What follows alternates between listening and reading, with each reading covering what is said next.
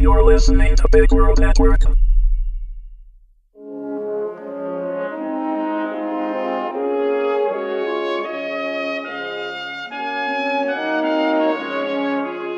World War II, London Blitz Diary, Episode 1, compiled by Victoria Washik, as written in the diary of her great-grandmother, Ruby Side Thompson.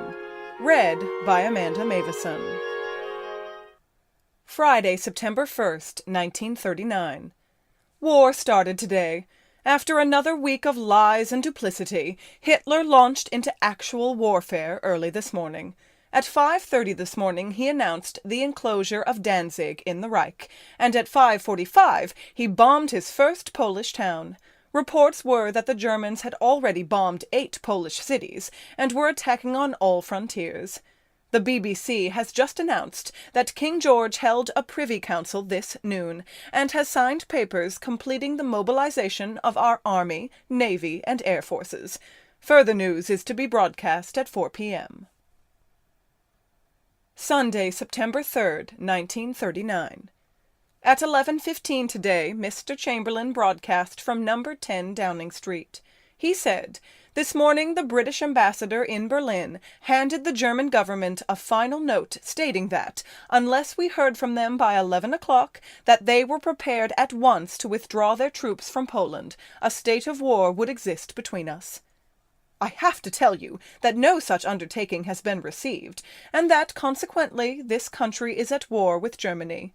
He ended his speech like this: "Now may God bless you all. May he defend the right. It is the evil things that we shall be fighting against, brute force, bad faith, injustice, oppression, and persecution, and against them I am certain that the right will prevail." He had scarcely finished speaking when the air raid signals sounded. Naturally, we all took cover. About 12 o'clock the all-clear signal came. We thought it had been the Germans, of course, but in tonight's news we were told that it was a strange aircraft which had been sighted over the channel, and that when it had been identified, it was found to be a friendly plane and allowed to pass. However, the warnings were a shock. It was such a beautiful day, sunny and with clear skies. At 5 o'clock the French government broadcast a similar statement to Mr. Chamberlain, saying they had no reply from Hitler, and that as of 5 o'clock the French were at war with Germany. So here is the war. We have been fending it off for years, but at last it is here. The folly of men is now going to destroy men. Force will fight force. Maybe the right will prevail. I don't know. I can only hope so. God keep us all. Monday, September 4th, 1939. In the middle of the night we were wakened from sleep by the air raid sirens. We got up, closed all the windows, put on our robes, and went downstairs. Here we remained in the passage by the staircase until the all-clear signal came, about 4 o'clock. The kitchen clock struck 3 whilst I was waking Artie.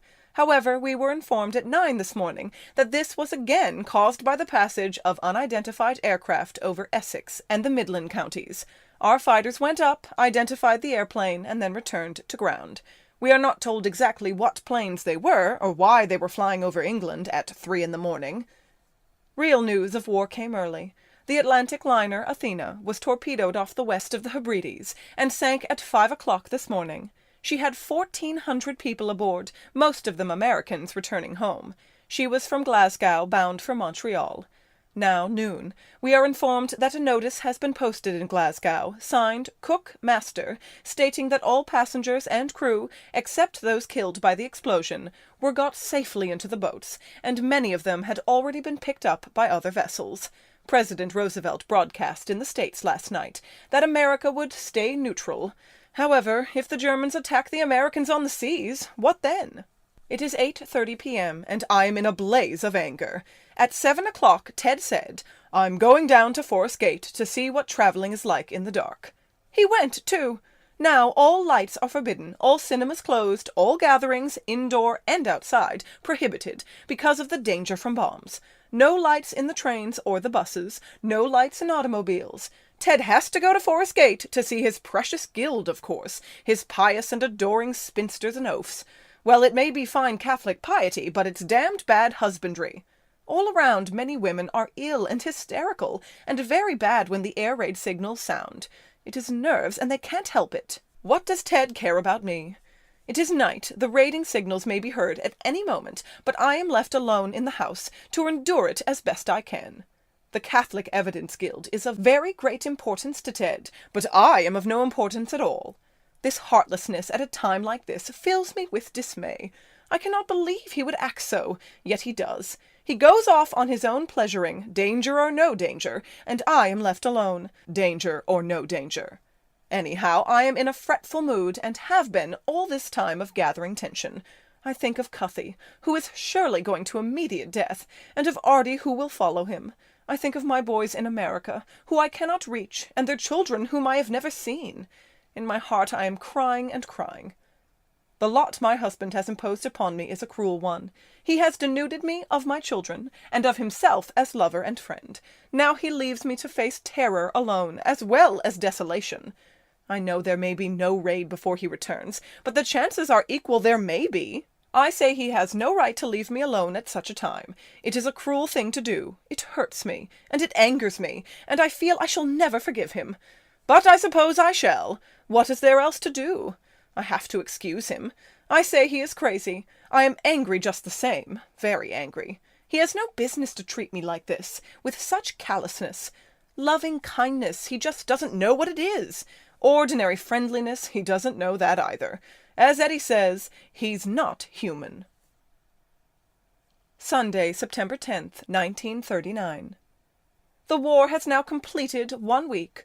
All week the weather has been perfect. All summer it has been very poor. No warmth, no sun, nor brightness at all. Now it has cleared up, and we have had more sun and warmth and clearness in this past week than in all the rest of the summer put together. A good thing, too, for it has kept people's spirits up. It is hard to be melancholy in perfect weather. The Germans, of course, are overrunning Poland. That was to be expected. There are reports they have taken Warsaw, and counter-reports that they haven't, but it is not known yet for a fact. Old Bert has closed Arden Cottage and gone to live in Ongar. So have Bertie and Peggy. Bertie comes into business every day, but not old Bert. He is scared stiff. Ted behaves as usual, and he goes to Mass every morning. Ted is the complete escapist. Ted is more talkative than ever.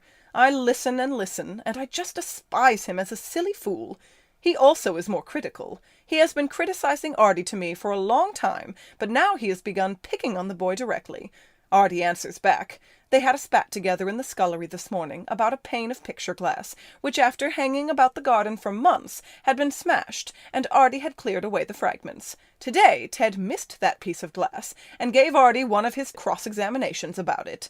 The boy answered politely, but Ted then began to read him a lecture about carelessness, about laziness, about impoliteness, about being brusque, and so on.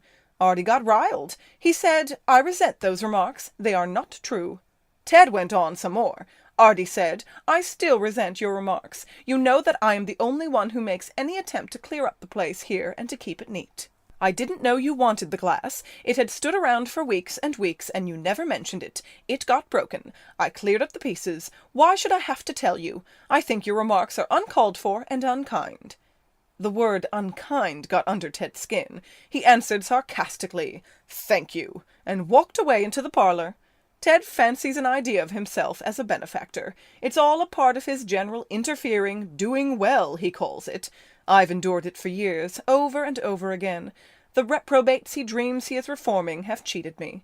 Sucker after sucker has found out Ted for a good thing. He's never cared. He always thinks the next deserving case will answer to his interest and charity with reform and with gratitude. So to tell him he is unkind is too much for him.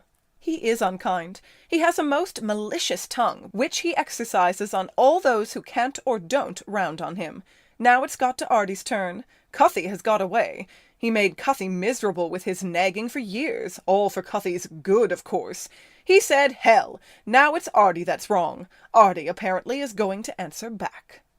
Oh, Ted and his moralizing, his sarcasms, his belittling, his sneers. Oh, what a disagreeable person he is to live with. Yet he never suspects it. He thinks and says that he is broad-minded, just, kind, and courteous, whereas actually he is fanatically narrow-minded, spiteful, mean, secretive, intolerant, and intolerable. This week has been awful. I say as little as possible. Silence is the only way to protect oneself from him, but he makes me feel that I regard him either as an utter fool or as a very hateful man. I don't want to feel or think like that about him. I don't want him to upset me. I want to keep serene. I want to keep myself. I want to keep free from him, untouched by his follies, unconfined by his limitations, impervious by his lack of love, not biased against the truth because of his peculiar prejudices. That is it. I want to be free of him, inviolate.